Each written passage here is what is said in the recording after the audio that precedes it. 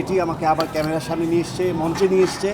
এখন আমি dance perform করছি, স্টেজ পারফর্ম করছি, শ্যুট করছি, আবার আমাকে ক্যামেরার সামনে অভিনয় করতে হচ্ছে। সব কিছু আমাকে আবার, আমার ভাগ্য আমাকে আবার ক্যামেরার সামনে নিয়ে এসছে।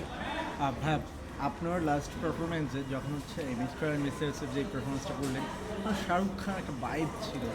এই শাহরুখ খান ব্যাপারটা কি স্টেজে ওঠার আগে না প্ল্যানিং? না, আমি আসলে এরকম কারো ভাইব নিয়ে আসলে স্টেজে উঠি না। আমি আরফ খান হিসেবেই ভাইব নিয়ে উঠি এবং আমি চেষ্টা করি আমাকেই প্রেজেন্ট করতে।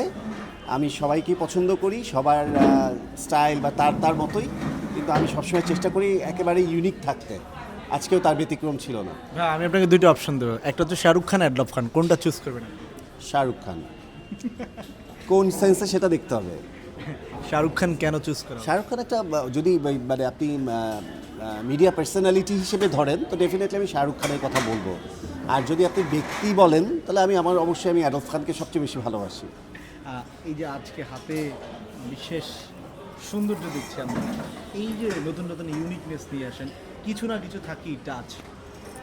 চেষ্টা করি, আমি যেহেতু ফ্যাশন জগতের একটা মানুষ, ফ্যাশন আইকন বলেন আপনারা, সো ডেফিনেটলি আমার কাজটাই হচ্ছে ফ্যাশন আপডেট থাকা এবং প্রতিনিয়ত চেষ্টা করি যাতে আপনাদের প্রতিদিন আমাকে দেখে যেন বোরিং না লাগে, যে এটা এই আরফ খানকে তো প্রতিদিনই দেখতেছি একই রকম। সো আমি চেষ্টা করি যে প্রত্যেক দিন আমাকে ভাঙতে, নতুন নতুন করে তৈরি করতে, নতুন নতুন করে প্রেজেন্ট করতে। আজকেও তার ব্যতিক্রম ছিল না। আগামীকাল দেখবেন, আগামীকাল একেবারে আবার আরেক রকমভাবে আমাকে দেখবেন। কানে দুটো দুল দেখা যাচ্ছে, দুটো কেন? এটাও আমার স্টাইল, এটাও আমার স্টাইল, সব কিছুই আমার স্টাইল। আমি আমার ফর্মুলাতে চলি, বললাম তো। আজকে আমি যা করছি আপনারা দেখতে পাবেন। আপনারা দেখছেন যে এখন সাকিব খান ড্রেস পরলে বলে আরফ খানের ফ্যাশন, অপু বিশ্বাস একটা ড্রেস পরলে বলে আরফ খানের ফ্যাশন। এটাই ট্রল হচ্ছে, তারা আরফ খান বলে তারা ফেসবুক করছে। সো ওই যে আমি একটা ফ্যাশনের ধারায় স্টার্ট করেছি, এটা সব তারকাদের মাঝে আস্তে আস্তে করে প্রবেশ করছে। আগামী 4-5 বছরে সবাই আরফ খানের ফ্যাশনটাকে ধারণ করবে। সো এটা আমার তো মানে আমি যেটা চাচ্ছিলাম আলটিমেটলি সেই পথেই আমি যাচ্ছি।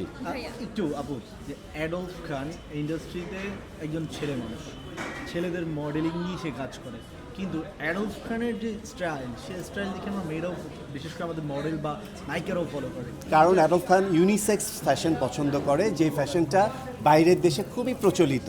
সেখানে আলাদা করে মানে ছেলেদের ফ্যাশন, মেয়েদের ফ্যাশন বা ফ্যাশনের আলাদা আলাদা করে সেগমেন্ট, সেগুলো ধরা বাঁধা কোনো নিয়ম নেই।